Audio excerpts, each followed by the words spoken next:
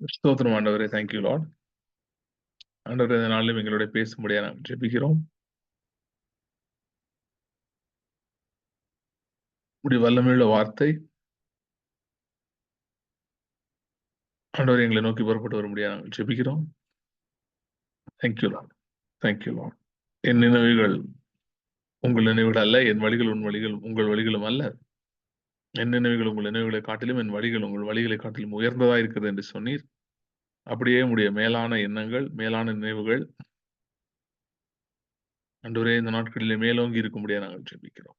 Thank you lord. Thank you lord. Thank you lord. Thank you lord. Thank you lord. Thank you lord. Thank you Lord.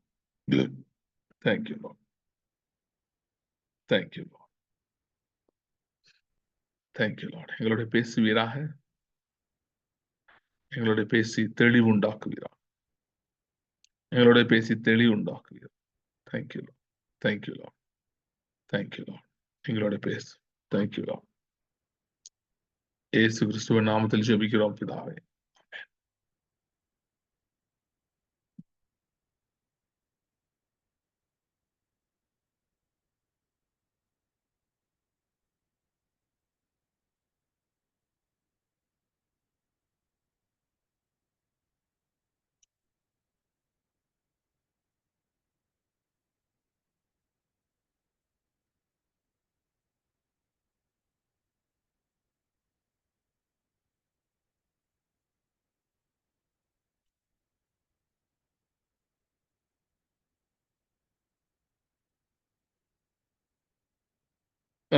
இந்த வார்த்தை அது தொடர்ந்து பார்த்துட்டு இருக்கோம் நம்ம.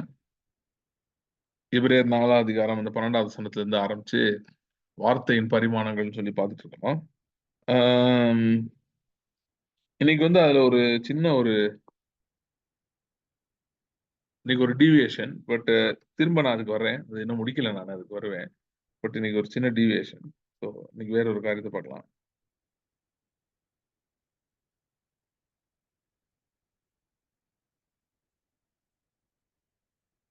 அதாவது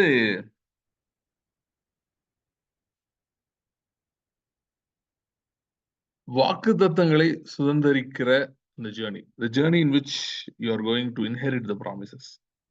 சரியா? ஸோ அந்த ஜேர்னியோடைய ஒரு அன்யூஷுவல் ஃபீச்சர், அதை பத்தி நான் ஆக்சுவலா அது பேசணும்னு நான் நினைக்கல. பட் எனக்கு இன்னும் இங்க கால் ஸ்டார்ட் பண்ண பிறகு எனக்கு லீடிங் இருந்தது, அதனாலதான் நான் அதுக்கு போறேன். an unusual feature concerning the promise, அது வாக்கு தத்தத்தை சுதந்திரிக்கிற போகிற அந்த பாதையிலே காணப்படுகிற ஒரு அன்யூஷுவல் ஃபீச்சர். ஓகே. ஸோ அதுதான் வந்து நான் உங்களுக்கு இது பண்ண விரும்புகிறேன். 1 தீமோத்தேயு நினைக்கிறேன், அதான் தேடிட்டு இருக்கேன் ஒரு விஷயம்.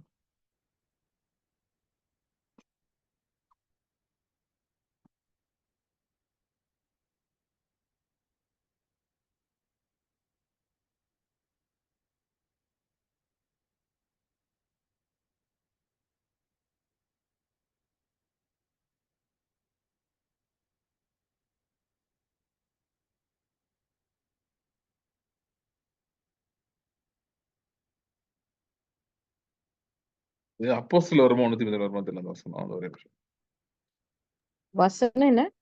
இருங்க சொல்றேன்.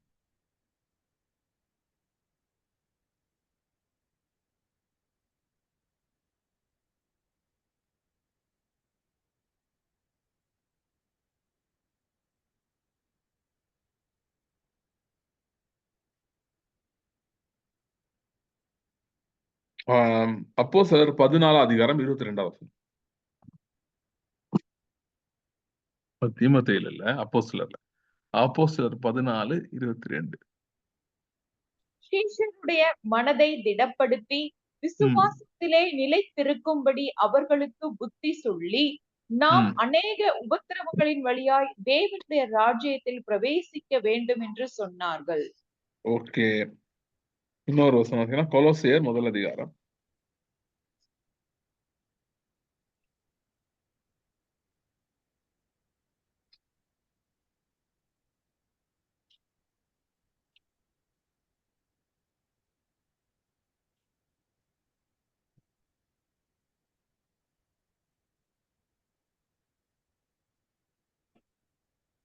ஒரே நிமிஷம். ஆஹ் 11வது வசனம் 1:11. சந்தோஷத்தோடு கூடிய எல்லா பொறுமையையும் நீடிய சாந்தமும் உண்டாவதற்கு மகிமையான அவருடைய வல்லமையின்படி எல்லா வல்லமையாலும் பலப்படுத்தப்படவும் உங்களுக்காக வேண்டுதல் செய்கிறோம். ஓகே. வெளிப்படுத்த விசேஷம் 1 அதிகாரம்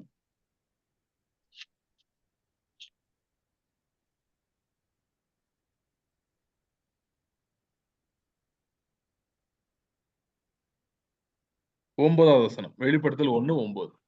உங்கள் சகோதரனும் இயேசு கிறிஸ்துவின் நிமித்தம் வருகிற உபத்திரவத்திற்கும் அவருடைய ராஜ்யத்திற்கும் அவருடைய பொறுமைக்கும் உங்கள் உடன் பங்காளியுமாய் இருக்கிற யோவானாகிய நான் தேவ வசனத்தின் நிமித்தமும் இயேசு கிறிஸ்துவை பற்றிய சாட்சி நிமித்தமும் பத்மு என்னும் தீவிலே இருந்தேன்.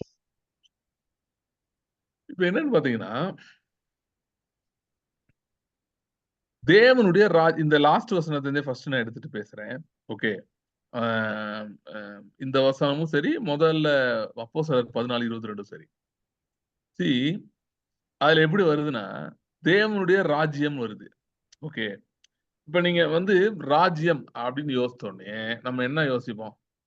It talks about Dominion, authority, power, இந்த மாதிரி வார்த்தைகள் தான் வருது. கரெக்டா? ராஜ்யம் அப்படின்னு அப்படிதான் எல்லாரும் யோசிப்பாங்க. இப்போ வந்து எலெக்ஷன்ஸ்ல பாத்தீங்கன்னா எல்லாரும் அரசியல் நின்று ஆளுங்கட்சியில போடுறேன். ஏன் அப்படி ஆளுங்கட்சியில போகணும்னு நினைக்கிறாங்கன்னா, பிரிவிலேஜஸ் இருக்கு. அதனாலதான் அங்க போகணும்னு எல்லாம் நினைக்கிறேன். சரியா? இல்ல வேற ஏதோ ஒரு கட்சியில சேர்ந்தாலும் எப்படியாவது ஆளுகைக்கு வரணும் அப்படின்னு விரும்புறாங்க. ஏன் அப்படின்னா ஆளுகைக்கு வந்தா பிரிவிலேஜ். சோ யூசுவலா வந்து இப்ப கிங்டம் அப்படின்னு சொல்லும் போதுமே அதனுடைய பிரிவிலேஜஸ் பத்தி நமக்கு வந்து ரொம்ப நிறைய பெர்ஸ்பெக்டிவ் இருக்கு. ஆனா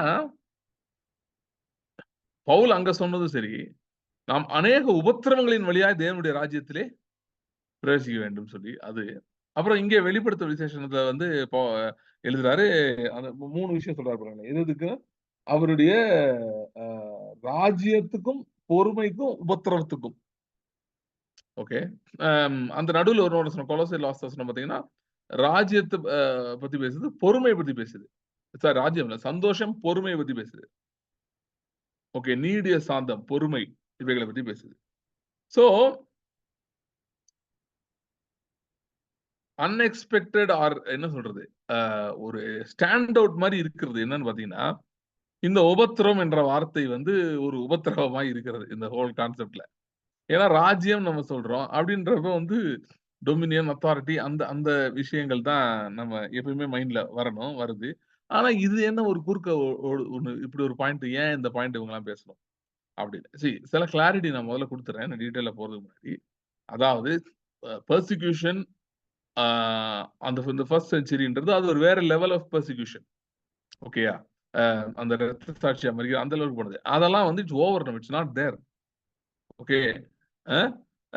ஏன் அப்படின்னா ஏன் ஓவர் அப்படின்னா வந்து அது ஆதி திருச்சபை அப்படிதான் ஆரம்பிக்கணும். It's the beginning. அப்படிதான் it is suppose to start like that. So வந்து உபத்திரவம் ஏன்னா தானியேல்ல நீங்க 7ஆம் அதிகாரத்துல போய் படிச்சு பாத்தீங்கன்னா, அங்க அந்த மிருகத்தை பத்தி போட்டிருக்கு. அந்த மிருகம் வந்து என்ன பண்ணும்னா, கொஞ்ச நாளைக்கு வந்து பரிசுத்தவான்களோட யுத்தம் பண்ணி அவர்களை மேற்கொண்டது என்று கண்டேன். அப்படின்னு தானியேல் 7ல வருது. அது இந்த காலத்தை பத்தி வருது. எந்த காலத்தை பத்தி? இந்த காலம் இல்ல. First century. சோ அதாவது கொஞ்ச காலத்துக்கு வந்து அந்த மிருகம் வந்து மேற்கொள்ளும், ஆளுகை செய்யும் அப்படின்னு சொல்லி அந்த இது. சரியா? சோ அங்க இருக்கிற உபத்திரவம்ன்றதே வேற.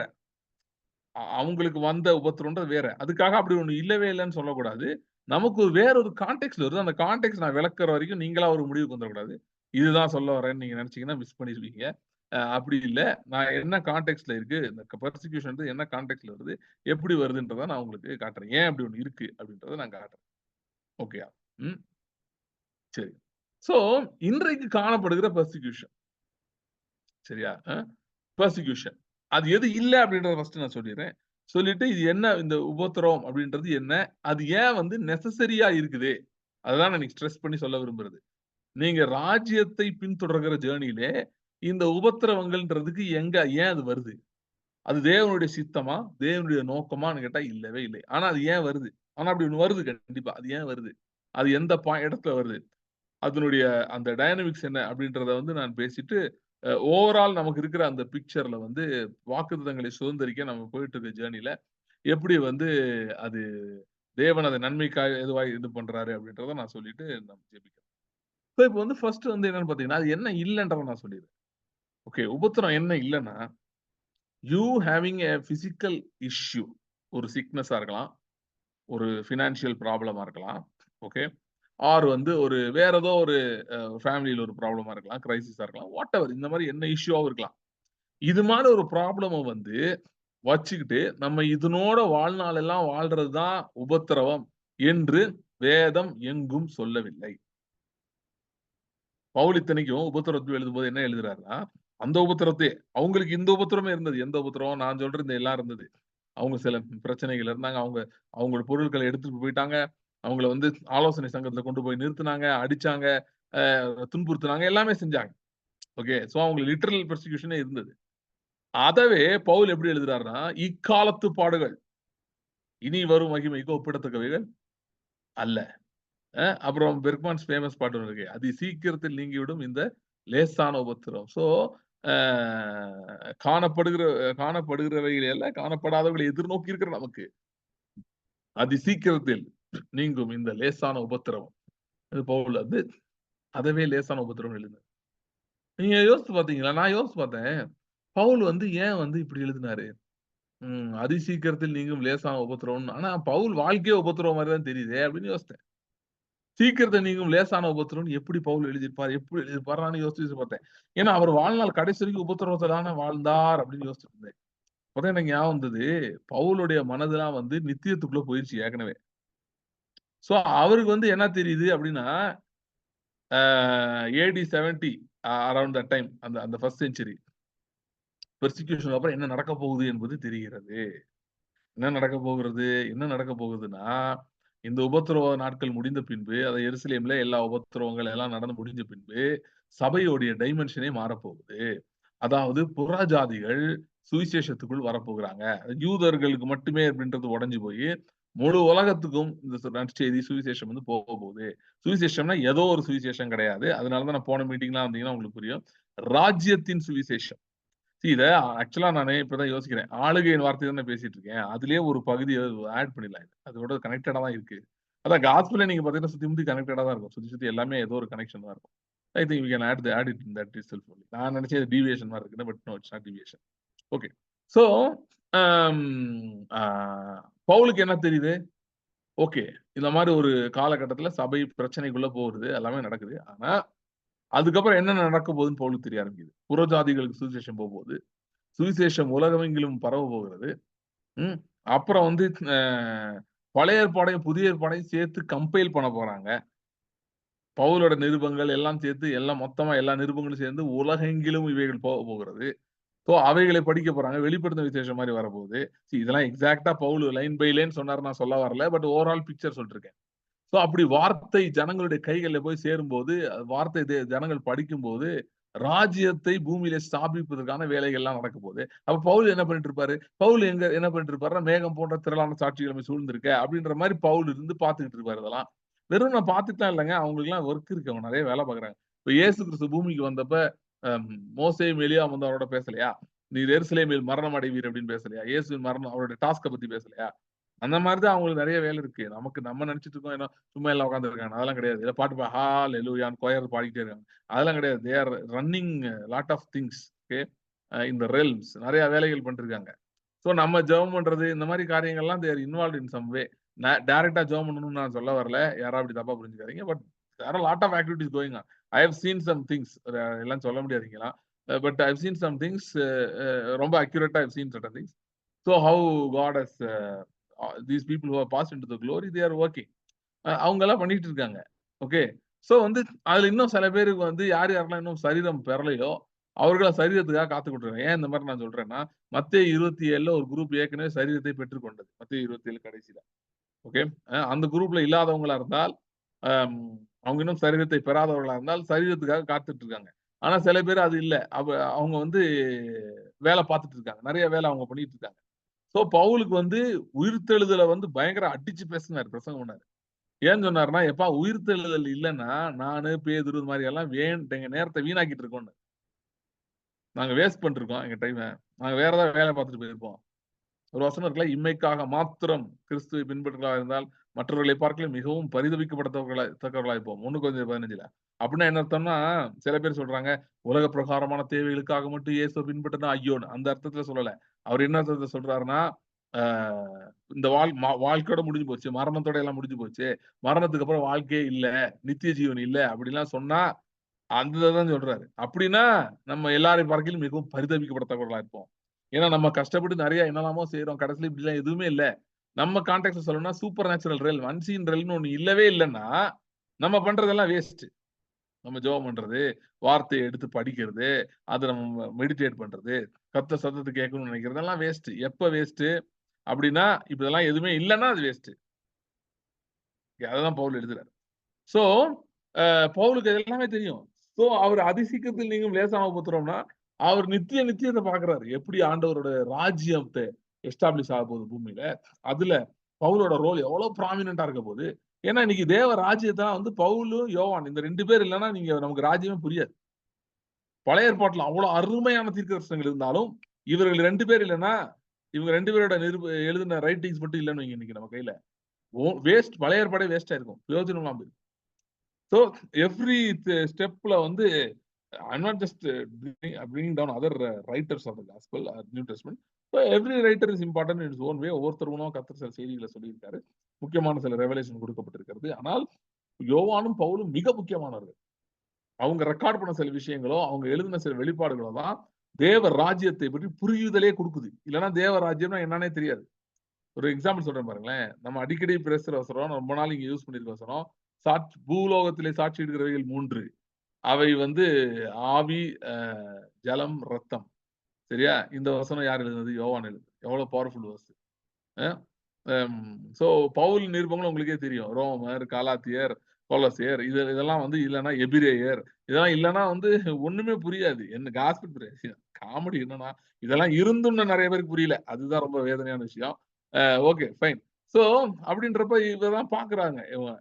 சரி, நித்தியமா தேவனுடைய நோக்கங்கள் பெரிதா இருக்கிறது அப்படின்னு சொல்லி. அதாவது என்னன்னு பார்த்தீங்கன்னா, ஒருத்தனுக்கு உண்மையிலேயே சுவிசேஷத்தின் வெளிச்சம் வந்து அதிகமா அவனுக்கு தெரிய ஆரம்பிக்கும்போது, என்ன நடக்க ஆரம்பிக்கும்னா, இந்த பூமியில் காணப்படுகிற காரியங்கள் வந்து பவர் அண்ட் புல் வந்து ரொம்ப குறைஞ்சிரும். That includes the power and the pull exerted by your problems and your situations. உங்க சூழ்நிலைகள், பிரச்சனைகள் போடுற பிரஷர் கூட ரொம்ப பெருசா தெரியாது. ஓகே. சோ, லேசான உபத்திரவம்னு பவுல் ஏன் சொன்னாருன்னு நான் சொல்றேன். ஏன் சொன்னாருன்னா, அவரு நித்திய காலகட்டங்களை பார்க்கிறாரு. செஞ்சுரீஸ பார்க்கிறாரு. என்ன நடக்க போகுது? எப்படி தேவன் எவ்வளவு மகா அ அவருடைய அனந்த ஞானத்தினால், அவருடைய மிகப்பெரிய யோசனையினாலே ரட்சிப்பின் திட்டத்தை நிறைவேற்றி விட்டாரு. நெறைய பேர் நெனைக்கிறாங்க, ரட்சிப்பு திட்டம் ஒண்ணும் அவ்வளவு சக்சஸ் ஆன மாரி தெரியலங்க. ஏன்னா பாருங்க, என்ன இவன் இப்படி இருக்கான், அவன் இப்படி இருக்கான், இன்னும் சபை சரியா இல்ல, அப்படிலாம் நெனைக்கிறாங்க. அதெல்லாம் கிடையாது. ஆண்டவருக்கு வந்து எண்ட் ஏற்கனவே பார்த்துட்டாரு அவரு. பார்த்தனால தான் இந்த மெத்தடுக்கே வந்தாரு. இதுக்கு அவரு இந்த இந்த சிஸ்டம்குள்ள வந்ததுக்கு காரணமே என்னன்னா, ஹி ஆல்ரெடி சா the end. The end is glorious. He already saw that. அத நான் உங்களுக்கு நாள்ல சொல்ல விரும்புறேன். உங்களுக்கு என்ன சிச்சுவேஷன்ல இருக்கீங்க? இன்னைக்கு எப்படி இருக்கீங்கன்னு இல்ல. The end is going to be glorious. The end is going God already saw it. Okay. அது எவ்வளவு நாள் ஆகும், எவ்வளவு இதாகும்ன்றத பத்தி நீங்க கவலைப்பட தேவையில்ல. ஏன் இந்த பெர்ஸ்பெக்டிவ் ரொம்ப முக்கியம்னு பாருங்க. விசுவாசனை நிற்பதற்கு இது ரொம்ப தேவை. பிசாசு நெறைய நேரம் இத திருடிட்டு போயிடுறான். எத திருடிட்டு போயிடுறான்? அந்த நம்பிக்கைய திருடிட்டு போயிடுறான். நமக்கு அந்த நம்பிக்கை போயிருச்சுன்னா, நம்மளால வந்து சில நேரம் நின்னு யுத்தம் செய்ய முடியாது. விசுவாசத்தின் நல்ல போராட்டத்தை போராடு. எப்ப போராடுவ? நிச்சயமாய் முடிவு உண்டு. நம்பிக்கை வீண் போகாது அப்படின்ற அஷ்யூரன்ஸ் இருக்கும்போது நிச்சயமா போராடுவோம்.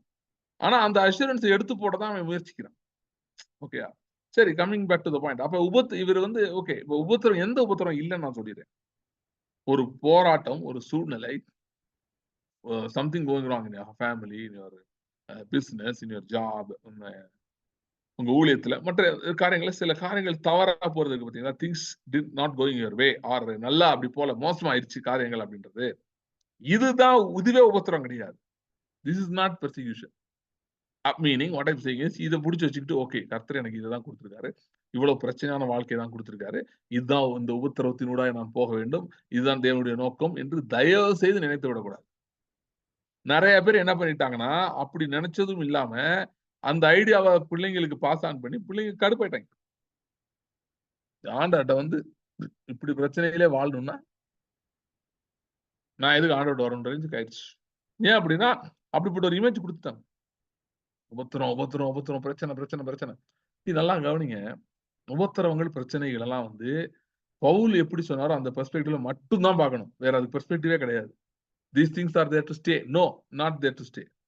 They are like a passing cloud. அது இருக்கு, போயிடும், அவ்வளவுதான். ஓகே. அதாவது என்னன்னா உபத்திரவமே வராதுன்னு சொல்றது தப்பு. ஆனால் இயேசு ஆண்டவர் சொன்னதா கரெக்ட். யோவான் சொல்றாரு பாருங்க. இந்த பூமியில உங்களுக்கு உபத்திரவம் உண்டு, ஆனாலும் திடன் கொள்ளுங்கள், நான் உலகத்தை ஜெயித்தேன். சோ உபத்திரவங்களை நான் வித்தியாசமா சொல்றேன். இன்னைக்கு உங்க உபத்திரவங்களை சகிக்கிறது பத்தி கேள்விப்பட்டிருப்பீங்க. உபத்திரவங்களை ஜெயிக்கிறத பத்தி பேசுறேன். Okay, not just going through tribulations or tolerating tribulation. I am talking about overtaking or suppressing your tribulation. உபத்திரவங்களை மேற்கொள்வது பத்தி பேசுறேன். ஓகே, சோ முதல்ல உபத்திரவம் என்ன இல்லைன்னு சொல்லிடுறேன். சொன்னேன், அதை திரும்ப டீட்டெயிலா சொல்லிடுறேன். உங்களுக்கு ஒரு வியாதி வர்றது உபத்திரவம் கிடையாது. அந்த உபத்திரவத்தை பத்தி வேதம் பேசவில்லை. உங்களுக்கு ஒரு பிரச்சனை வர்றது, ஒரு பினான்சியல் ப்ராப்ளமோ, குடும்பத்துல இருக்கிற பிரச்சனையோ, ஒரு ப்ராப்ளம் வர்றதே வந்து கர்த்தர் இந்த உபத்திரவத்தை எனக்கு கொடுத்திருக்கிறார், ஏதோ ஒரு நோக்கத்துக்காக கொடுத்திருக்கார் அப்படின்னு எடுத்துக்கிறது ரொம்ப தப்பு. அந்த உபத்திரம் ஜெயிக்கப்பட வேண்டியது என்பதை மறந்து விடவே கூடாது. A persecution is coming your way only for you to swallow it in victory, not to be tolerated. Persecution, ஆமா உபத்திரம் வருது, பைபிள் ஏற்கனவே போட்டிருக்கேன் சொல்லிட்டு. சோ இது என்ன இல்லை அப்படின்னா இது ஒரு வியாதி, ஒரு பலவீனம், வேணும், அதுதான் பெர்சிக்யூஷன் கிடையாது. வேதம் அப்படி எங்கேயுமே சொல்லவில்லை. ஓகே, அப்ப பெர்சிக்யூஷன் என்ன, உபத்திரம் என்ன, உபத்திரம் எதனாலே வருகிறது, உபத்திரம் என்ன, உபத்திரம் எதனால வருகிறது என்று சொல்லி பாத்தீங்கன்னா விசுவாசத்திலே நீங்கள் நிற்கிறீர்கள். ஓகே, சில காரியங்களுக்காக ஜெபிக்க ஆரம்பிக்கிறீங்க.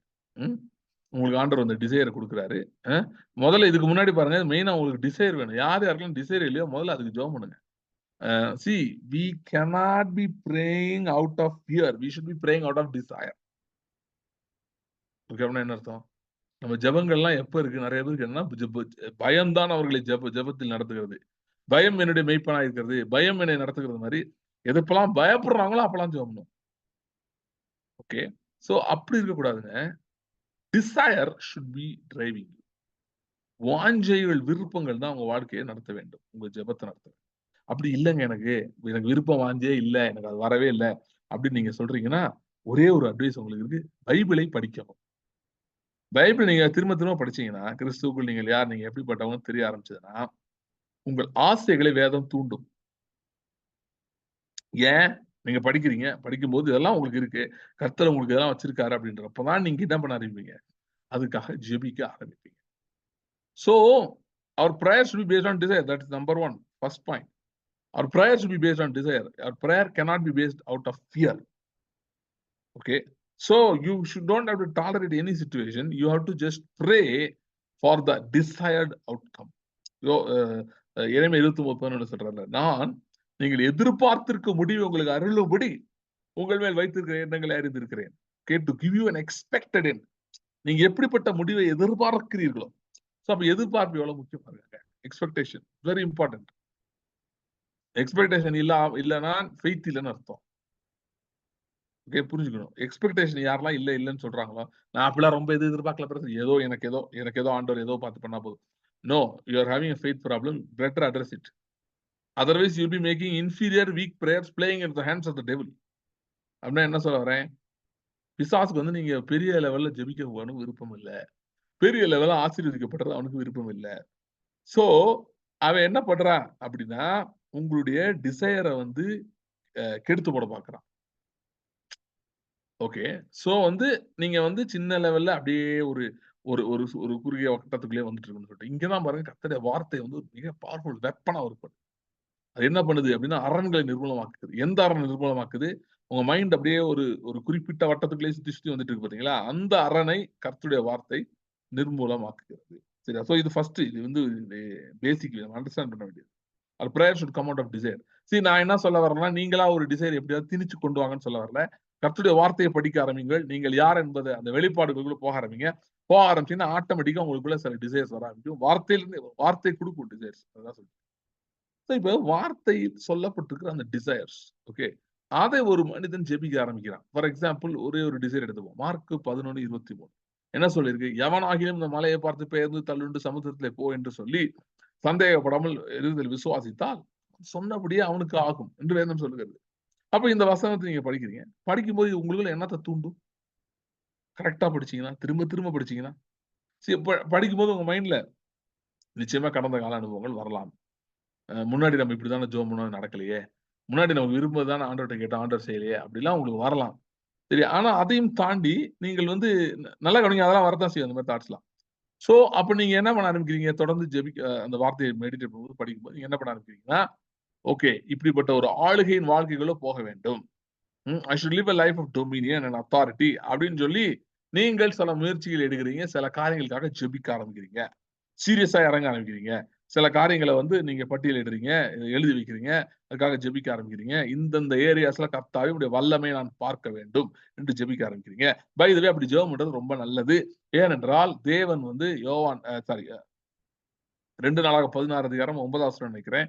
அங்க போட்டிருக்கு, தம்மை பற்றி உத்தம இருதயத்தோடு இருக்கிறவர்களுக்கு தம்முடைய வல்லமை விளங்கப்படும்படி கர்த்தருடைய கண்கள் பூமி எங்கும் உலாவிக் கொண்டிருக்கிறது. ஆகவே தேவனும் இந்த லைன்ல தான் இருக்காரு. அதாவது நீங்கள் வந்து இப்படிப்பட்ட பெரிய காரியங்களுக்காக ஜெபிக்க வேண்டும். ஜெபித்து பதிலை பெற்றுக்கொள்ள வேண்டும். பதில்னா வெறும் பதில் இல்ல, ஆன்சர், சொல்யூஷன்ஸ். அந்த பிரச்சனைகள், அந்த சூழ்நிலைகளுக்கான பதிலை நீங்கள் பெற்றுக்கொள்ள வேண்டும். தேவனிடமிருந்து தீர்வுகளை, அதான் கரெக்டான வே. பதில் சொல்றது தீர்வுன்றது பெட்டர். தீர்வுகளை பெற்றுக்கொள்ள வேண்டும். சொல்யூஷன்ஸ வந்து நீங்கள் பெற்றுக்கொள்ள வேண்டும் என்று சொல்லி தேவன் விரும்புகிறார். நீங்க அதுக்கு ஜெபிக்க ஆரம்பிக்கிறீங்க. இப்படிப்பட்ட காரியங்களுக்காக நான் சொன்ன மாரி மார்க் 11:23 இருக்க மாரி அதிகாரம், ஆளுகை இதுக்கெல்லாம் நீங்க ஜெபிக்க ஆரம்பிக்கிறீங்க. ஜெபிக்க ஆரம்பிக்கும்போது பாருங்க, பிசாசு என்ன செய்ய ஆரம்பிக்கிறான் அப்படின்னா, அவன் சில சூழ்நிலைகள், சில பிரச்சனைகள், இல்ல சில மனிதர்களை தூண்டிவிட்டு இப்படிப்பட்ட காரியங்களை உங்களை சுற்றி செய்ய ஆரம்பிக்கிறான். ஓகே. இந்த சூழ்நிலைகள் எப்படிப்பட்டதா இருக்குன்னா, they come with a single agenda. என்ன அஜெண்டா தெரியுமா? இப்படிலாம் ஜெபம் பண்ணா நடக்காது. ஓகே. இந்த மாரி ஜெபம் பண்ணாலும் நடக்காது. இப்படி ஜெபம் பண்றதெல்லாம் வேஸ்ட். இப்படி அதிகாரம்லாம் உனக்கெல்லாம் கிடையாது. உனக்கு கிடையாது. இல்ல சில பேர்ட்ட சொல்லுவான் அதிகாரமே இல்லன்றுவான். சில பேர்ட்ட உனக்கு கிடையாதுன்னுவான். இல்லன்னா சொல்லிருவான், நீ தப்பா ஜெபம் பண்ற. இதெல்லாம் கிடையாது. அப்படின்னு சொல்லி சில பேரோட செய்தியே உங்களுக்கு ஞாபகப்படுத்தும். அவரு முன்னாடியே சொன்னார்ல இதெல்லாம். இந்த மாரிலாம் கிடையாது. இதெல்லாம் இப்போ ஒண்ணும் நடக்காது. இதெல்லாம் நீ செத்த பிறகு, பரலோகம் போன பிறகு தான் நடக்கும்னு அப்பவே சொன்னாரு. நீ தான் கேட்கல. நம்ம தான் தப்பா புரிஞ்சுக்கிட்டோம். இப்படிப்பட்ட எண்ணங்களை எல்லாம் கொண்டு வந்து போடுவாங்க. ஆனா, இந்த எண்ணங்கள் எல்லாம் எங்க பிரச்சனை வருதுன்னா, எவனாகிலும் மலையை பார்த்து பெயர்ந்து தள்ளுண்டு சமுத்திரத்திலே போ என்று சொல்லி சந்தேகப்படாமல் விசுவாசித்தால் அவன் சொன்னபடியே அவனுக்கு ஆகும் அப்படின்னு சொல்லிட்டு பிராக்கெட்ல 2ஆம் வருகைக்கு பின்பு அப்படின்னு பைபிள்ல போடவில்லை. ராப்சருக்கு பின்பு அப்படின்னு பைபிள்ல போடவில்லை. இயேசு அப்படி சொல்லவில்லை. ஏன்னா விசுவாசமே வந்து காலத்துக்கு உட்பட்டதே கிடையாது. வருகை என்னைக்கு வருதோ அதுக்கு முன்னாடி இது, வருகைக்கு பின்னாடி இது அப்படிலாம் கிடையவே கிடையாது. இயேசு என்றைக்கு மரணத்தையே ஜெயித்தாரோ, இயேசு வந்து இனிமேல் ஜெயிக்க போற மரணத்தை ஏற்கனவே ஜெயிச்சிட்டாரு. ஏற்கனவே ஜெயிச்சிட்டார்ல. அவர் இனிமேட்டாவது ஜெயிக்க போற மரணத்தை என்றைக்கு மரணத்தை ஜெயித்தார். மரணம் தான் கிரேட்டஸ்ட் லிமிட்டேஷன். அந்த கிரேட்டஸ்ட் லிமிட்டேஷனையும் அவர் ஜெயித்திருக்கும் போது, even overcome the greatest limitation mankind ever faced, அதை அவர் மேற்கொண்டிருக்கும் போது இன்றைக்கு இப்பொழுது தடை செய்கிறது எது? எப்படி சொல்ல முடியும்? இல்ல இயேசு வந்த பிறகு தான் நடக்கும். எப்படி சொல்ல முடியும்? சொல்லவே முடியாது. ஏனென்றால் இது நம்ம வந்து நிறைய பேர் அது கிருபையின் காலம்லாம் சொல்றாங்கல்ல. பைபிள்ல அப்படி எங்கேயுமே போடல. இது கிருபையின் காலம் அப்படிலாம் போடல. இது நம்ம ஆட்கள் படிச்சு அது நேம் வச்சிருக்காங்க. ஆனா நான் ஒண்ணு சொல்லவா, இது எந்த காலம்னு அடிச்சு சொல்ல முடியும். இது விசுவாசத்தின் காலம். These are the times of faith. ஒரு விதத்துல கிருபையின் காலம்னா புதிய உடன்படிக்கையின் காலம் சொல்றீங்கன்னா ஓகே, அந்த விதத்துல நான் ஏத்துக்கலாம். ஆனா அதுக்குமே புதிய உடன்படிக்கைனாலே வெறும் கிரேஸ் அப்படின்னு அர்த்தமே கிடையாது. அதெல்லாம் நம்ம ஆட்கள் அப்படியே போட்டுக்கிட்டது. நிறைய ஃபேக்டர்ஸ் இருக்கு. இது கிருபையின் காலம் சொல்றதோட இது விசுவாசத்தின் காலம். ஏன்? என்ன சொல்ல வரேன்? என்ன சொல்ல வரேன்னா, இது எப்படிப்பட்ட காலம்னா, எந்த காலம் வந்திருக்கிறது என்று சொன்னால், விசுவாசத்தினாலே காலத்தையே அடக்கக்கூடிய காலம் வந்திருக்கிறது. எப்படி அந்த காலம் வந்துச்சு? எப்பொழுது இயேசு மரித்து அடக்கம் பண்ணப்பட்டு உயிர்த்தெழுந்து அவர் செய்து முடித்தாரோ அப்பொழுதே அந்த காலம் வந்து விட்டது. The time has come. The time has come. We are living in that time. This is the time of faith. விசுவாசத்தின் காலமா இது இருக்கிறது. Right. So coming to our point. இப்ப என்னன்னா, நீங்க இப்ப விசுவாசிக்க ஆரம்பிக்கிறீங்க, ஜெபிக்க ஆரம்பிக்கிறீங்க, சில காரியங்களை போல்டு பிரேயர்ஸ் பண்ண ஆரம்பிக்கிறீங்க. இவ்வளவு நாள் பயந்து பயந்து பண்ணிட்டு இருந்தீங்க. பேங்க்ல எவ்வளவு இருக்கு, சூழ்நிலையில எப்படி இருக்கு, கோர்ட் என்ன சொல்லுச்சு, ஜட்ஜி என்ன சொன்னாரு, இல்ல ஆபீசர் என்ன சொன்னாரு, அரசாங்கம் என்ன சொல்லுச்சு, இதெல்லாம் வயிற்றுல வச்சு உங்க ஜெபம் இருந்தது. இவ்வளவுதான் முடியுமா? ஓ இப்படிதான் நடக்குமா அப்படின்னு சொல்லிட்டு. இப்போ உங்க ஜெபம் மாறுகிறது. நீங்க வித்தியாசமா ஜெபம் பண்ண ஆரம்பிக்கிறீங்க. சோ இப்ப அவன் என்ன பண்ணி ஆகணும்? உங்கள் ஜெபத்தை தடை செய்தாக வேண்டும். உங்கள் ஜெபத்தை தடை செய்தாக வேண்டும். அதுக்கு அவன் என்ன செய்யறது? அவனோட வழி என்ன அப்படின்னு பாத்தீங்கன்னா, சில சூழ்நிலைகள், சில மனிதர்கள் இப்படி அப்படி நிறைய காரியங்களை உங்களுக்கு எதிராக கொண்டு வந்துட்டு என்ன சொல்ல வருவான்னா, நீ நீ நம்புறது, நீ விசுவாசிக்கிறது இதெல்லாம் இந்த காலத்துக்கு அவுட்டேட்டட்.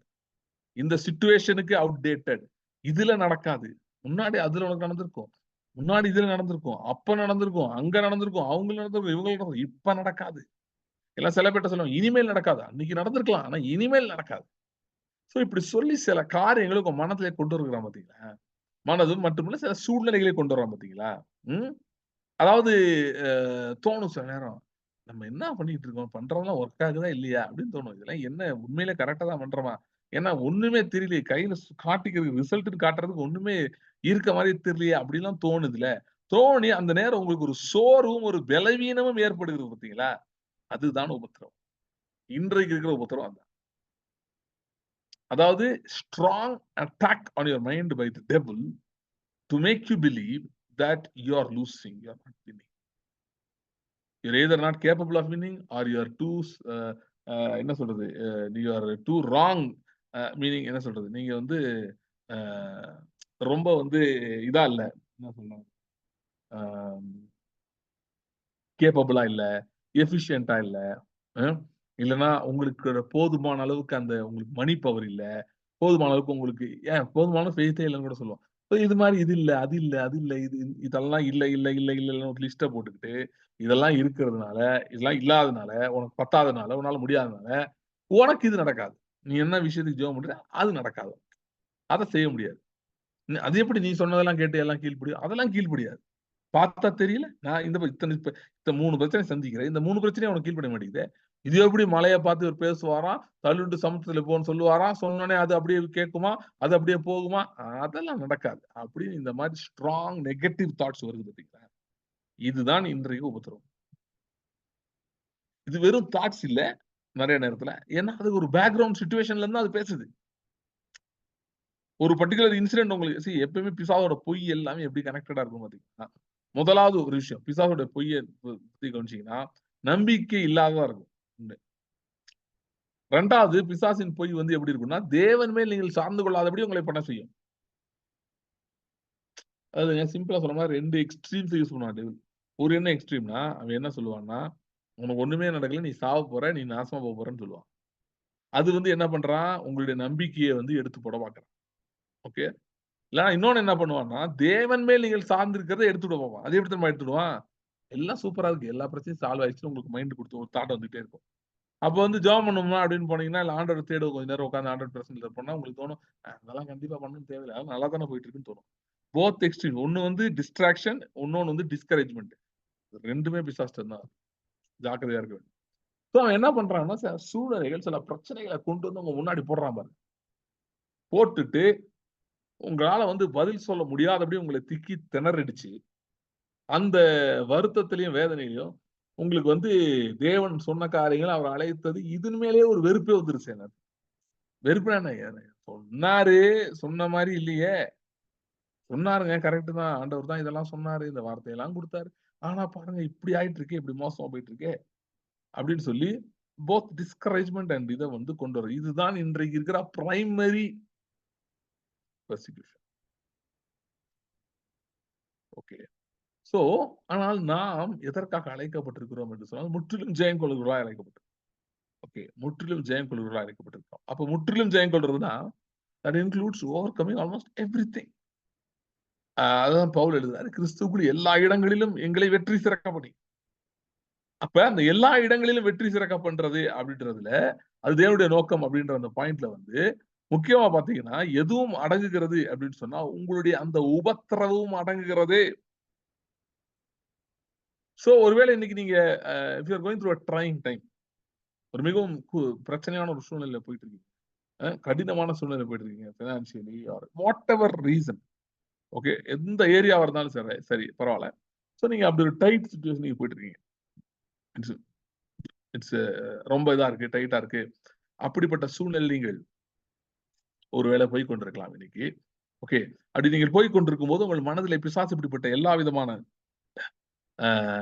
நெகட்டிவ் தாட்ஸ், அதன் உச்சத்தை வந்து போட்டிருக்கலாம் இன்னைக்கு. ஆனால் சொல்லுகிறேன், இதிலும் ஜெயம் கொள்ளுகிறவர்களா இருக்கும்படிதான் கர்த்தர் உங்களை அழைத்திருக்கிறார். வேற எந்த நோக்கத்துக்கும் உங்களை அழைக்கவில்லை.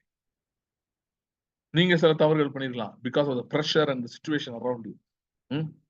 உங்களுக்கு எதிராக எல்லாம் போயிட்டதுனாலயோ இதுலயோ சில விஷயங்கள் நீங்க இப்போ வந்து யோசிக்கலாம், ஐயோ அன்னைக்கு நான் இப்படி பண்ணிருக்கணுமோ, இப்படி செஞ்சிருக்கணுமோ, அப்படி செஞ்சிருந்தா இது வராம இருந்திருக்குமோ, இந்த இது நம்ம அவாய்ட் பண்ணிருக்கலாமோ, தப்பிச்சிருக்கலாமோ, அப்படின்லாம் நீங்க இன்னைக்கு வந்து யோசிச்சுட்டு இருக்கலாம்.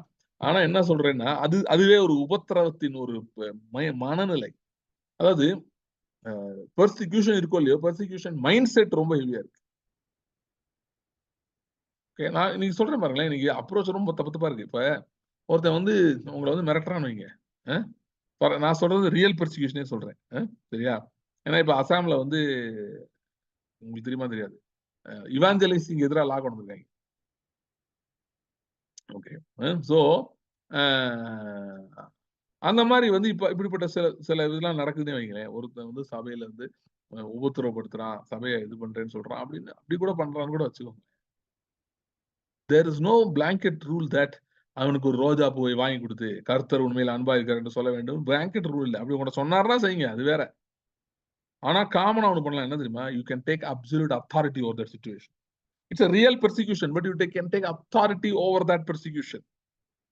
அந்த உபத்திரவத்தின் மேல் நீங்கள் ஆளுகை எடுத்துக்கொள்ள முடியும். சரி, நான் சொல்றேன்ல, persecution is primarily mental. It's a mental issue. Mental இஷ்யூனா தப்பா புரிஞ்சுக்காதீங்க.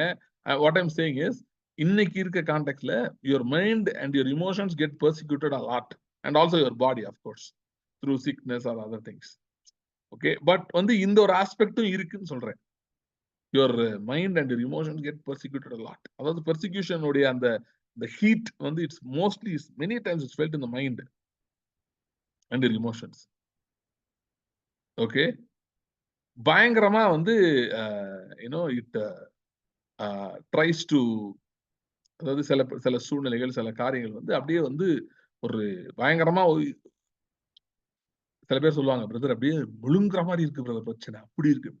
நான் சொல்றேன், அந்த சிச்சுவேஷன், அந்த காரியங்களை முற்றிலும் ஜெயம் கொள்ளுகிறவர்களா இருக்கும்படிதான் கர்த்தர் நம்மை அழைத்திருக்கிறார். கர்த்தர் நம்ம அப்படி ஜெயம் கொள்ளுகிறவர்களா இருக்கும்படி அழைத்திருக்கிறார் என்று சொன்னால், அப்படின்னா அதுலயே நமக்கு என்ன தெரியணும்னா, அதற்கு தேவையான உபகரணங்கள் இல்லாமல் நம்மை அழைத்திருப்பாரா? இப்ப வெளிப்படுத்த 2ஆம் அதிகாரத்துல பாத்தீங்கன்னா 7 சபையை பத்தி வருது. நிறைய பேருக்கு தெரிஞ்ச பேசேஜஸ்.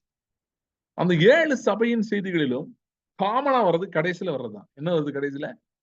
ஜெயம் கொள்கிறவன் வேணும், ஜெயம் கொள்கிறவன் வேணும், ஜெயம் கொள்கிறவன். நீங்க அந்த சில சபைகளோட பிரச்சனைகளை பத்தி படிச்சு பாருங்க.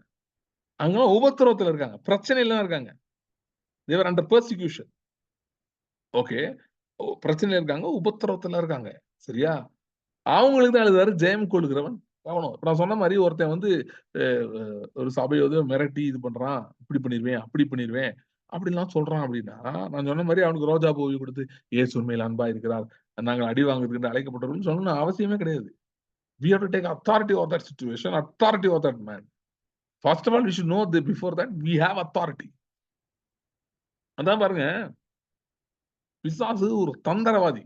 அவன் என்ன பண்ணிட்டான்னா, சுவிசேஷன்ற வார்த்தையுடைய முதல் பாகத்தை எடுத்துட்டான், இனிஷியலே எடுத்துட்டான்.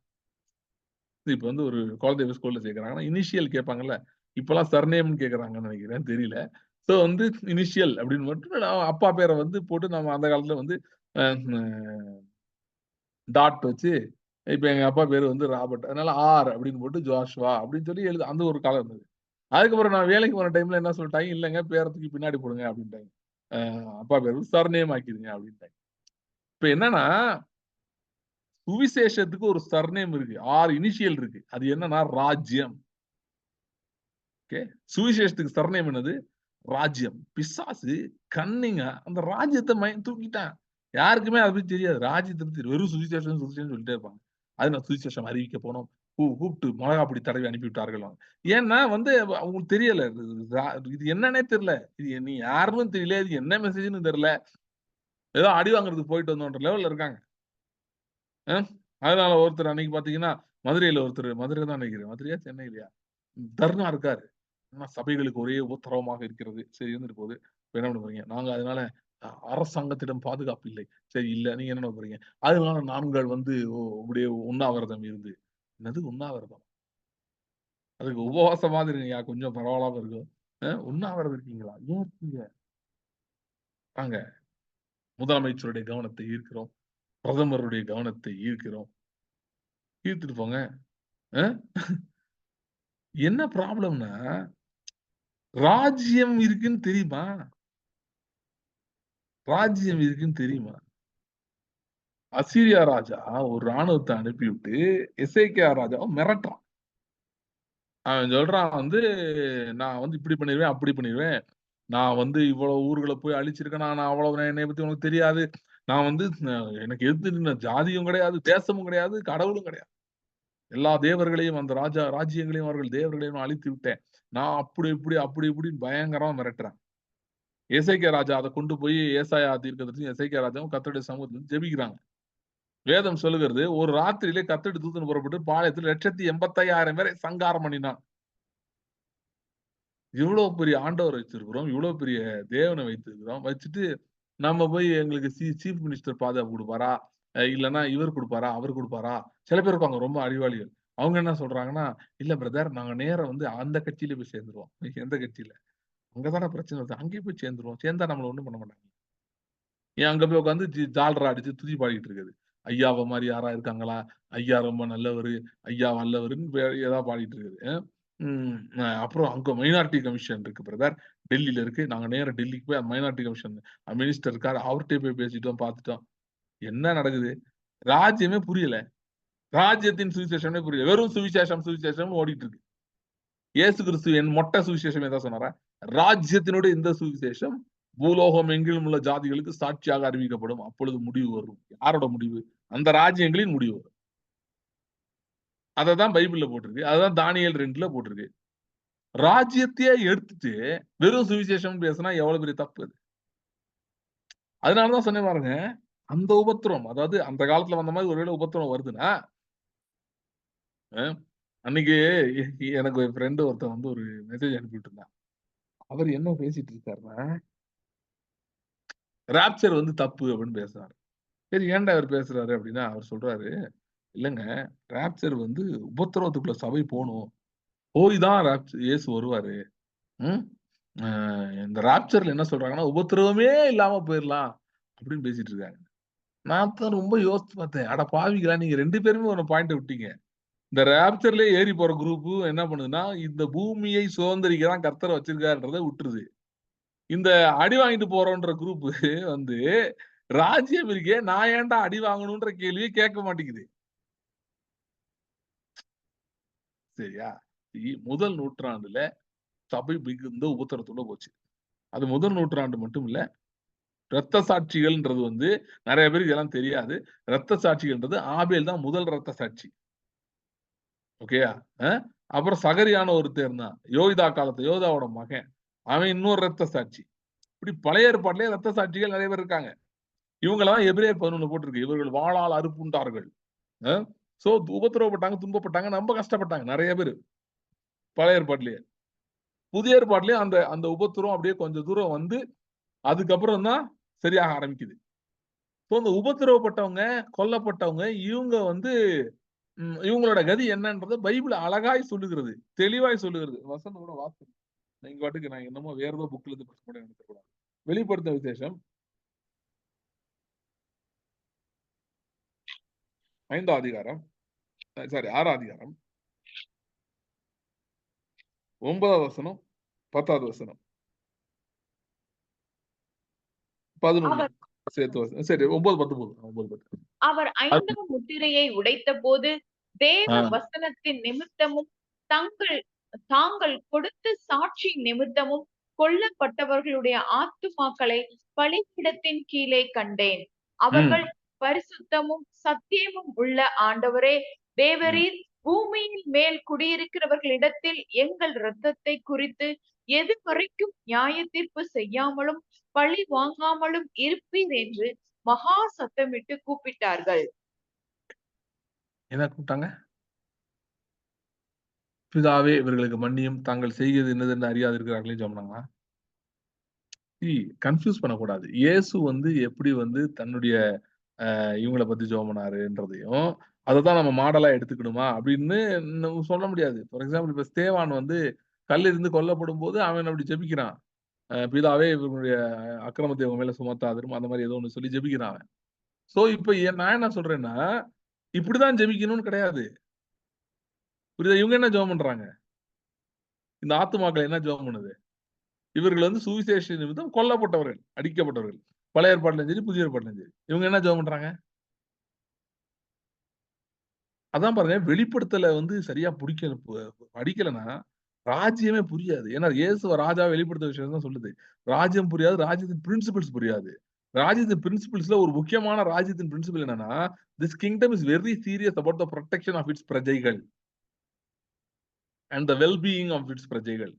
தன்னுடைய இந்த ராஜ்யம் வந்து இந்த ராஜ்யத்தில் இருக்கிற ஜனங்கள், அவர்களுடைய நல்வாழ்வு, அப்புறம் அவங்களுடைய பாதுகாப்பு மேல ரொம்ப கரிசனையா இருக்கு. அதனால வர்றவன் போறவன் எல்லாம் வந்து அட்டாக் பண்றதெல்லாம் ஆண்டவர் விட மாட்டாரு. நீங்க பழைய ஏற்பாடு படிச்சு பார்த்தீங்கன்னாலே அதிர்ச்சி ஆயிருவீங்க. நெறைய ஜனங்கள் வந்து இஸ்ரவேல் ஜனங்கள இது பண்ணதுக்கே ஆண்டவர் அதுக்கப்புறம் அவங்கள போட்டு சாடுறாரு போட்டு. போய் படிச்சு பாருங்க. பாபிலோன் எல்லாம் பயங்கரமா அட்டாக் பண்றாரு. இன்னும் ஏதோம் அட்டாக் பண்றாரு. அவங்க எல்லாம் பயங்கரமா கிறுக்குறாரு. இனி ஆமா என்னோட ஜனங்கள் உடன்படிக்கை விட்டு விலகிட்டாங்க. கீழ்ப்படியாம போயிட்டாங்க. கொஞ்சம் வந்து அதனால அவங்க மேல நான் கோவமா இருந்தேன். இந்த மாரி ஆட்சி எல்லாம் உண்மைதான். அதுக்காக நீ எப்படி வந்து இவங்கள துன்பப்படுத்தலாம் அப்படின்ற டோன்ல தான் பேசுறாரு. ஓகே. சோ வந்து பாத்தீங்கன்னா, பெர்சிக்யூஷன் அப்படின்றது வந்து எதிர்த்து நிற்க வேண்டும் என்று வேதம் தெளிவாக நமக்கு காட்டுகிறது. இந்த கொல்லப்பட்ட ஆத்துமாக்கள் உபத்திரவத்துக்கு எதிர்த்து நிக்கிறாங்களா? இல்ல அதுக்கு ஒத்து போய் உட்கார்ந்திருக்காங்களா? ஆண்டவரே, இன்னும் எத்தனை பேர் இப்படி இரத்த சாட்சியாக மரிக்க வேண்டும் என்று எங்களுக்கு ஒரு லிஸ்ட் தாரும்.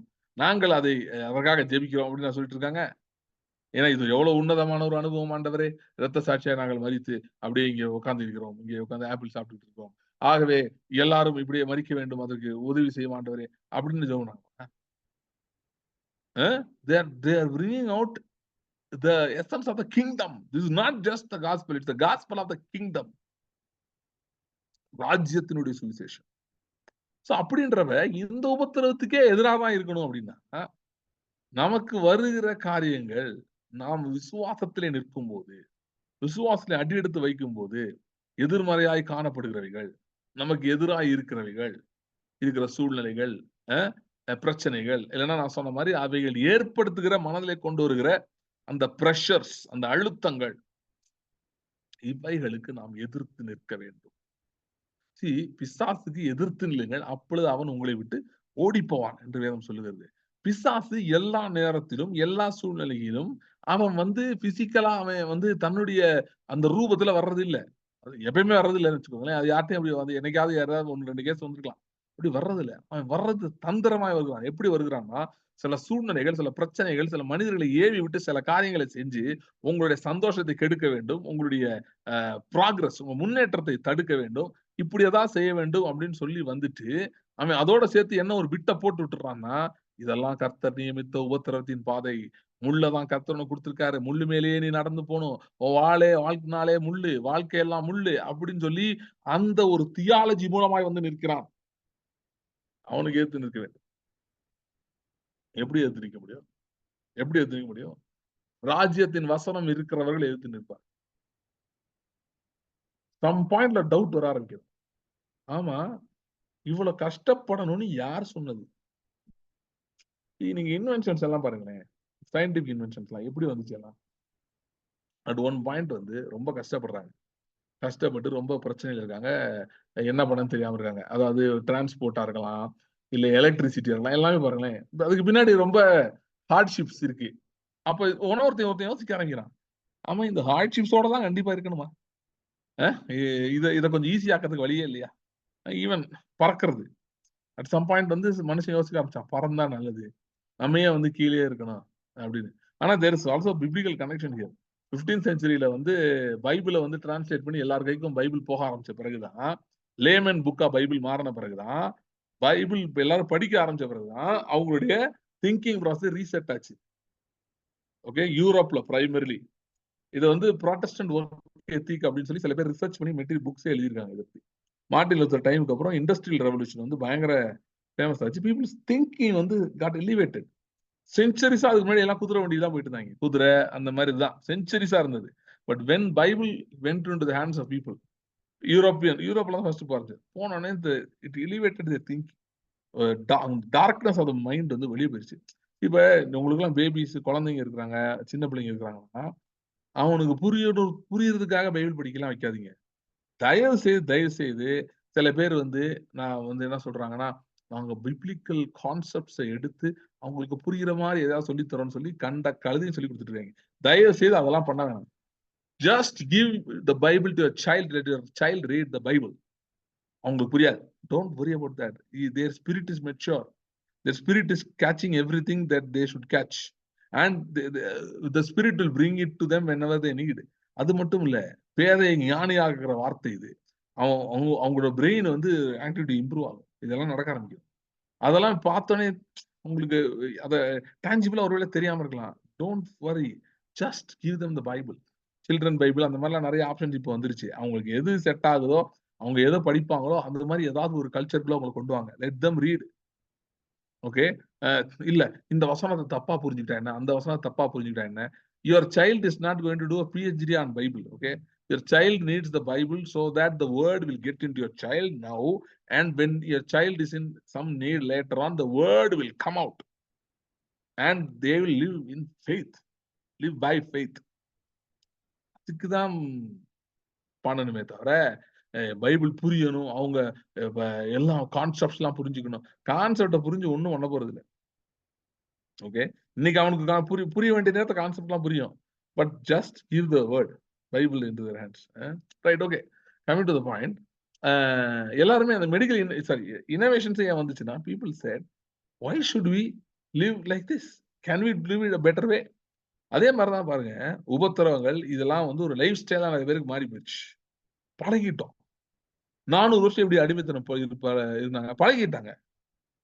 அவன் கொஞ்சம் அப்புறம் இன்னும் ஸ்டிக் பண்ணா கடைசியில வந்து பழகியாச்சு. இன்னைக்கு ஜனங்கள் பார்த்தீங்கன்னா பல விதமான கலைகள் இப்படி பழகிடுறாங்க.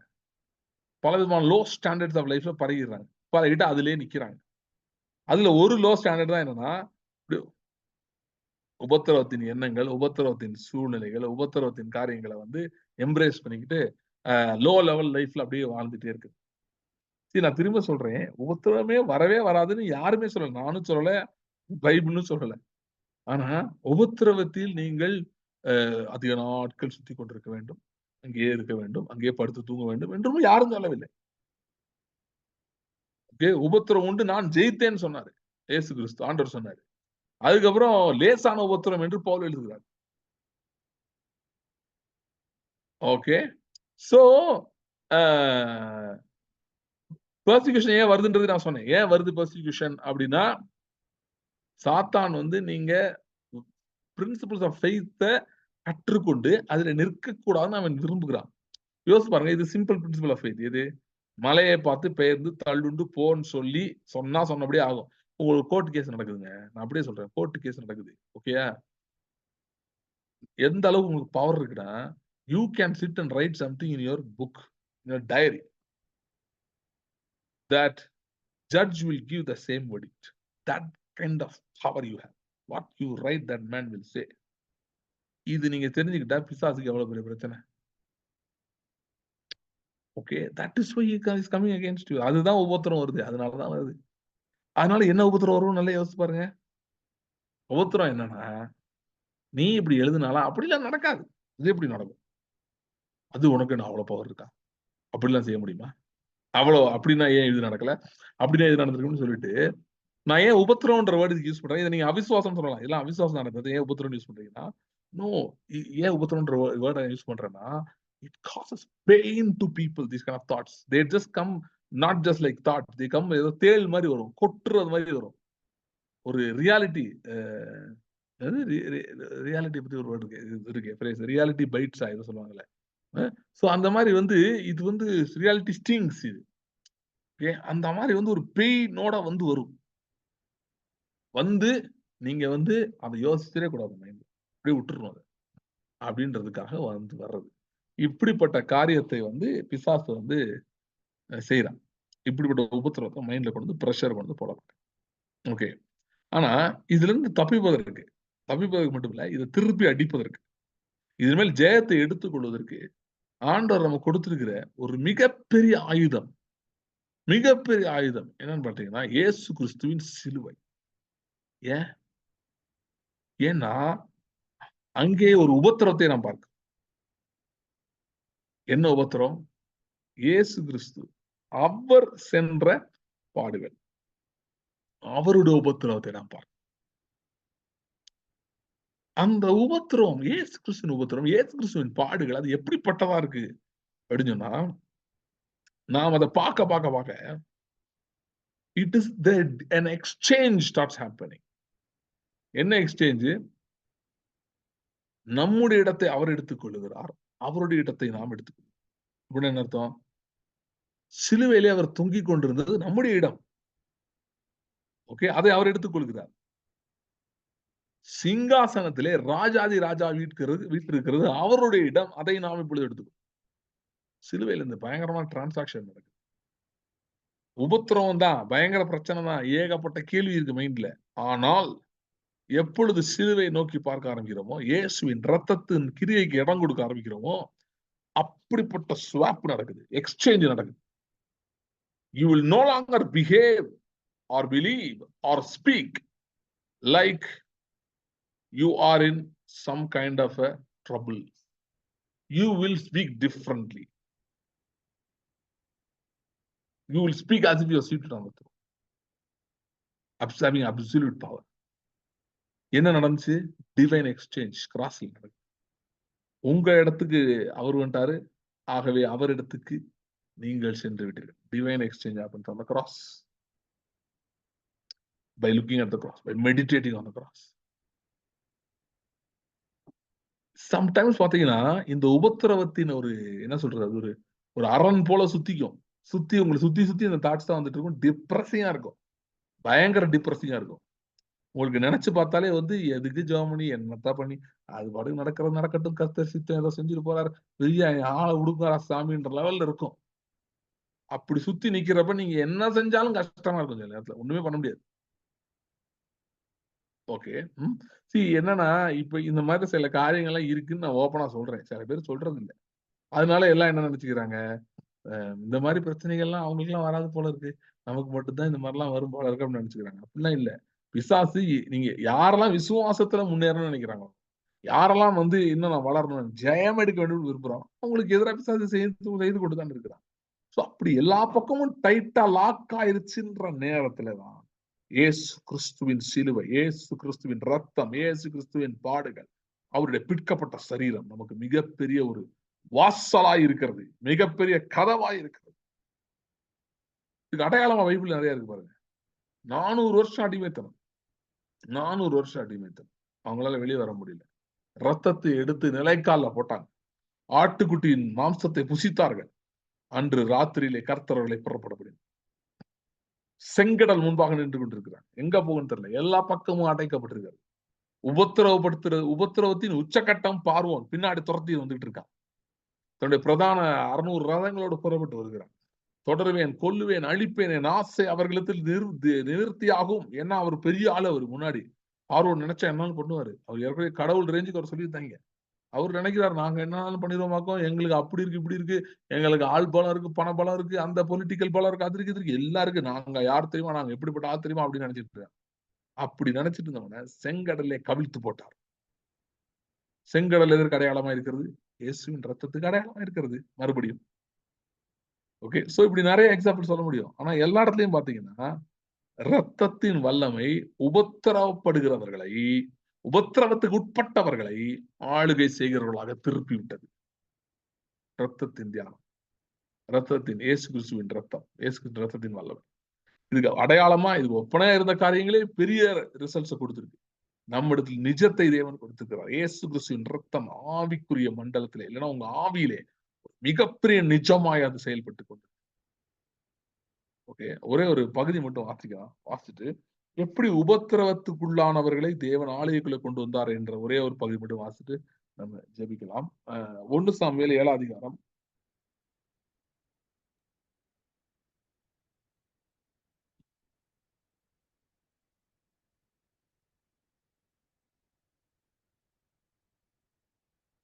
7வது வசனத்தை வாசி. இஸ்ரவேல் புத்திரர் மிஸ்பாவிலே கூடி வந்ததை பெலிஸ்தியர் கேள்விப்பட்ட போது பெலிஸ்தியரின் அதிபதிகள் இஸ்ரவேலுக்கு விரோதமாக எதிர்த்து வந்தார்கள். அதை இஸ்ரவேல் புத்திரர் கேட்டு பெலிஸ்தியரின் நிமித்தம் பயப்பட்டு சாமுவேலை நோக்கி, நம்முடைய தேவனாகிய கர்த்தர் எங்களை பெலிஸ்தியரின் கைக்கு நீங்களாக்கி ரட்சிக்கும்படிக்கு எங்களுக்காக அவரை நோக்கி ஓயாமல் வேண்டிக் கொள்ளும் என்றார்கள். அப்பொழுது சாமுவேல் பால் குடிக்கிற ஒரு ஆட்டுக்குட்டியை பிடித்து அதை கர்த்தருக்கு சர்வாங்க தகன பலியாக செலுத்தி இஸ்ரவேலுக்காக கர்த்தரை நோக்கி வேண்டிக் கொண்டான். கர்த்தர் அவனுக்கு மறுமொழி செய்தார். சாமுவேல் சர்வாங்க தகன பலியை செலுத்துகையில் பெலிஸ்தியர் இஸ்ரவேலின் மேல் யுத்தம் பண்ண நெருங்கினார்கள். கர்த்தர் மகா பெரிய இடி முழக்கங்களை பெலிஸ்தியர் மேல் அந்நாளிலே முழங்க பண்ணி அவர்களை கலங்கடித்ததினால் அவர்கள் இஸ்ரவேலுக்கு முன்பாக பட்டு விழுந்தார்கள். அப்பொழுது இஸ்ரவேலர் மிஸ்பாவில் இருந்த பெலிஸ்தியரை பின்தொடர்ந்து போய் பெத்காரின் பள்ளத்தாக்கு மட்டும் அவர்களை முறியடித்தார்கள். அப்பொழுது சாமுவேல் ஒரு கல்லை எடுத்து மிஸ்பாவுக்கும் சேனவுக்கும் நடுவாக நிறுத்தி, இம்மட்டும் கர்த்தர் எங்களுக்கு உதவி செய்தார் என்று சொல்லி அதற்கு எபினேசர் என்று பெயரிட்டான். இந்த பிரகாரம் பெலிஸ்தியர் அப்புறம் இஸ்ரவேல் எல்லையிலே வராதபடிக்கு தாழ்த்தப்பட்டார்கள். சாமுவேலின் நாளெல்லாம் கர்த்தருடைய கை பெலிஸ்தியருக்கு விரோதமாய் இருந்தது. இங்க பாத்தீங்கன்னா, இங்க ஒரு சிச்சுவேஷன், என்ன சிச்சுவேஷன்னா, இஸ்ரவேல் ஜனங்கள் வந்து மிகவும் மோசமான நிலைமையில இருக்காங்க. ஏன்னா இது கொஞ்சம் முன்னாடிதான் பாத்தீங்கன்னா, இந்த ஒப்னி பினகாஸ் அப்படின்ற 2 ஆசாரியருடைய ஏலியோட குமாரர் மரித்து போயிட்டாங்க. தோல்வி அடைஞ்சிட்டாங்க இஸ்ரேல் ஜனங்களே. தோல்வி அடைஞ்சு உடன்படிக்கை பிடி தூக்கிட்டு போயிட்டான் அவன். பிடிச்சிட்டு போயிட்டான் பெலிஸ்தர். ஸோ அப்படிப்பட்ட ஒரு humiliation after humiliation after humiliation, அப்படிப்பட்ட ஒரு குரூப், இந்த குரூப் வந்து அப்படிப்பட்ட நிலைமையில இருக்கிறாங்க. இப்ப பார்த்தா திரும்ப பெலிஸ்தர் உள்ள வரான். பெலிஸ்தர் உள்ள வரும்போது முறையிடுறாங்க சாமுவேலை பார்த்து, ஐயா என்ன பண்றதுன்னு. சாமுவேலுக்கும் என்ன போனுச்சுன்னு எனக்கு தெரியல. அவருக்கும் எவ்வளவு ஸ்டெடியா இருந்தாரு, என்ன பண்ணாரு ஒன்னும் தெரியல. ஏன்னா இவ்வளவு பெரிய ஒரு கூட்டம் வந்து நெகட்டிவா பேசும்போது it's not easy to just stand up against all these people and just say தெரியல, இப்படிப்பட்ட சிச்சுவேஷன்ல எதிர்த்து பேசுறது கஷ்டம். எதிர்த்து பேசுறதா என்ன சொல்ல வரேன்னா, தட் சிச்சுவேஷன் இஸ் ஓவர்வெல்மிங். அவங்க மேல என்ன நெகட்டிவ் திங்ஸ் இருக்குதோ, அவங்களுடைய அந்த அவிசுவாசமோ, அவங்க போற உபத்திரமோ அதே இது ஒரு ஆளை ஈஸியா அமைக்கிறது. சரியா? அப்படிப்பட்ட சூழ்நிலையிலே சாமுவேல் செய்தது பாரு. சாமுவேல் என்ன செய்கிறான்?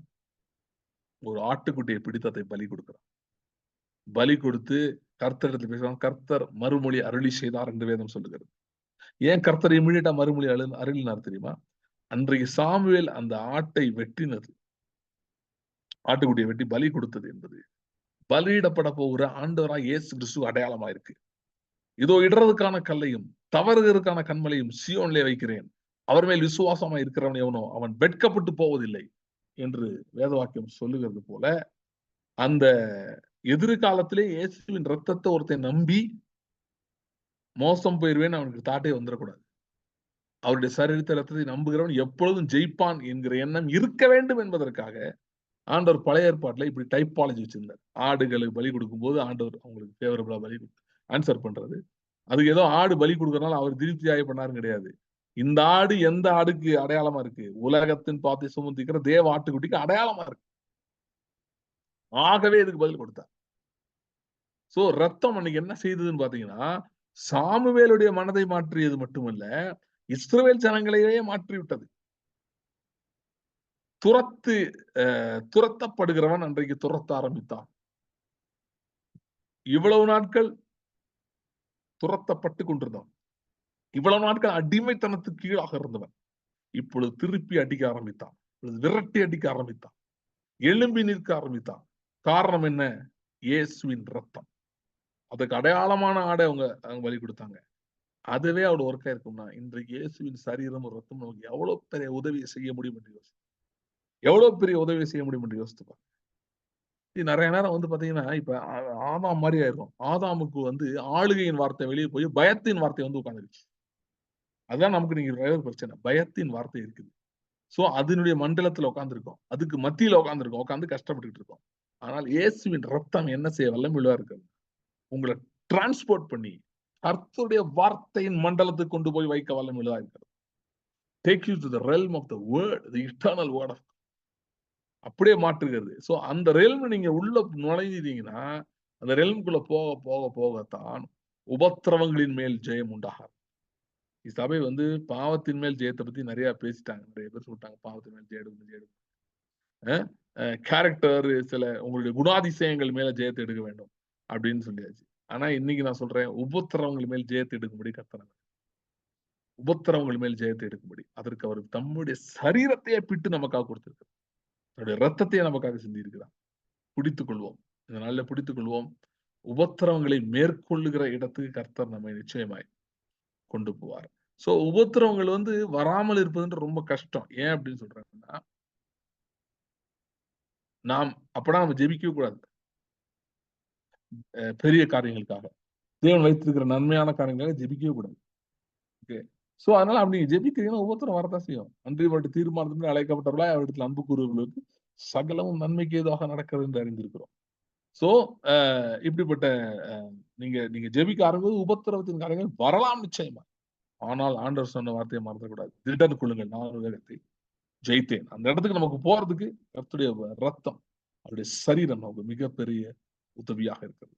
So when you are faced with this kind of a persecution, like a situation, எல்லாம் அப்படியே சுத்தி இருக்கு, அடப்பா இருக்கு, ஒண்ணுமே தெரியல, வழியே தெரியல என்று சொன்னால், run to the blood and the body of Jesus. Run to the blood and the body of Jesus. It will elevate you, it will promote you into the realm of the eternal word, which will be helpful for you to break down any persecution. எல்லா உபத்திரங்களையும் மேற்கொள்ள ஜெயிக்க அது உங்களுக்கு உதவியாக. சரி, ஜெபிக்கலாமா? ஸ்தோத்திரம் ஆண்டவரே. Thank you Lord. Thank you Lord. Ora branta rida da barayan kentera barayon tura barayon tura barayon. Ribara krantu ribaran tere barayon tura barayon ora baroko dore branta rida. Ora branta ruda roba சர்ப்பங்களையும் தேள்களையும் எடுக்கவும் சத்துருவின் சகல வல்லமையும் மேற்கொள்ளவும் கொடுத்திருக்கிற அதிகாரத்தை பேசுவோம். சர்ப்பங்களையும் தேள்களையும் மிதிக்கவும் சத்துருவின் சகல வல்லமையும் மேற்கொள்ள கொடுத்திருக்கிற அதிகாரத்தை பேசுவோம். ரீடரா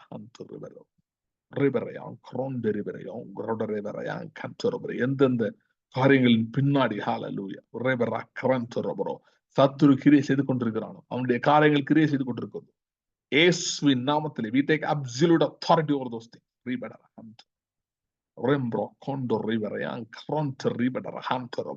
Lord, and we make a commitment today, hallelujah, in your presence, hallelujah, to stick to the blood and the word and the body, especially when things are going bad. உபத்திரவங்கள் மாறி சூழ்நிலைகள் கண்கள் முன்னாக காணப்படும் என்று சொன்னார். அன்றவே அந்த நேரத்தினுடைய வார்த்தையுடைய ரத்தத்தையும் பிடித்துக் கொள்ள, வார்த்தையும் ரத்தத்தையும் பிடித்துக் கொள்ள சத்துருவின் எல்லைகளை மேற்கொள்ள உதவி செய்வீர். சத்துருவின் எல்லைகளை மேற்கொள்ள உதவி செய்வீர்கள். Thank you. Thank you, Lord.